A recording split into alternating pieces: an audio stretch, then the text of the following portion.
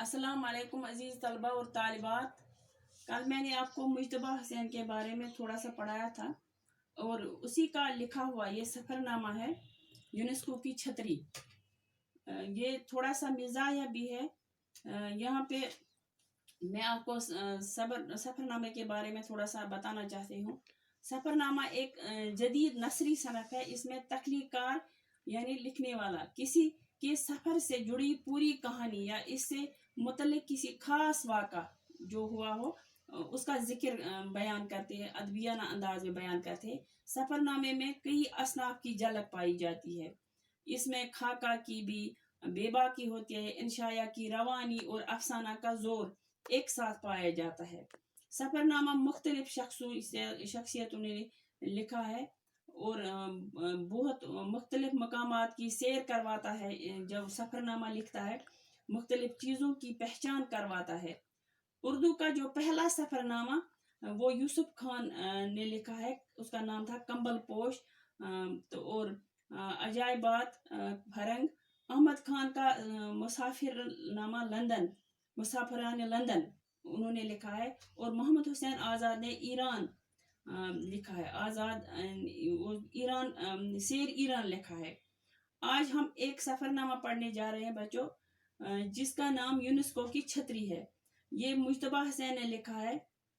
इसमें तंज़ मिज़ाह भी है और मिठास भी है और शौहर और बीवी की नोक जोक भी, क्योंकि औरतों का काम होता है शक करना। वो बात बात पे अपने शौहर पे शक करती ही रहती है। कहीं जाए तो पूछती रहती हैं, कहीं बोलें तो इधर उधर हो गया बोलने में, या वक़्त बोलने में इधर उधर हो गया तो पकड़ लेती हैं। इस किसी नक्शे में इसी तरह की एक कहानी है। और ये मुसन्निफ जो थे मुज्तबा हुसैन, उसी ने ये लिखा है कि वो किसी सेमिनार के सिलसिले में जापान उनको जाना पड़ा था। तो वहाँ से अपनी बीवी को वो एक खत लिखते हैं। उसमें वो लिखते हैं कि वो हमें टोक्यो में मिली, दूसरे दिन ही मुझे मिली, आगे नाम नहीं लिखा है कि कौन मिली। तो लेकिन फिर भी अच्छी तरह से उन्होंने वाज़ेह करके नहीं लिखा और कहा कि यहाँ मुझे उसकी बहुत ज़रूरत है, अब मुझे उसी के साथ अपने दिन रात गुजारने हैं।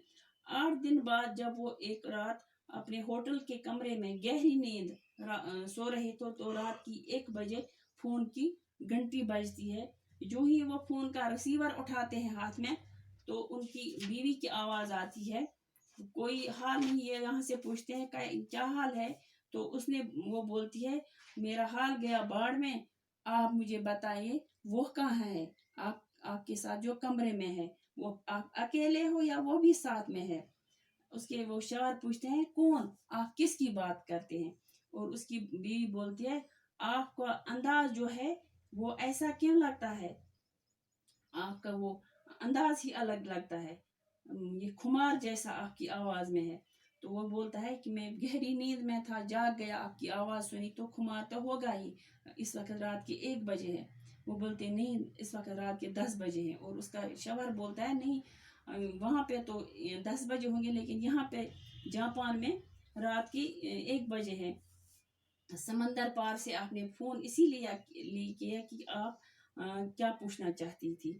कोई खैर खबर नहीं पूछी तो यह पूछ रही हूँ मैं। वो आपने गलत समझ लिया, वो जो मैंने बोला था, खत में लिखा था, वो एक छतरी है। और छतरी का नाम मैंने लिया था क्योंकि जापान में बहुत बारिश होती है। तो वहाँ जब सेमिनार में जाते थे लोग, तो वहाँ पे उनको एक छतरी दी जाती थी, जिसकी जब वो वापस चले अपने वतन चले जाते थे, तो छतरी उनके हुकूमत के हवाले कर देते थे। उसी का नाम लिया था, उसी के बारे में उसके शौहर ने बताया था, लेकिन वो कुछ और ही समझ गई थी। तो उसको बीवी बोलती है कि इसीलिए मैं खिलाफ थी, आपको जापान जाने नहीं देती थी, तो आप वहाँ यह काम करने गए हैं। तो इसी असना में वो फोन पटक देती है और उसका शौहर जो हैरान हो जाता है। और बच्चों, कल इससे आगे मैं पढ़ाऊंगी कि इसमें आगे क्या होता है इस सफरनामे में। तो आज के लिए इतना ही, बाकी वसलम।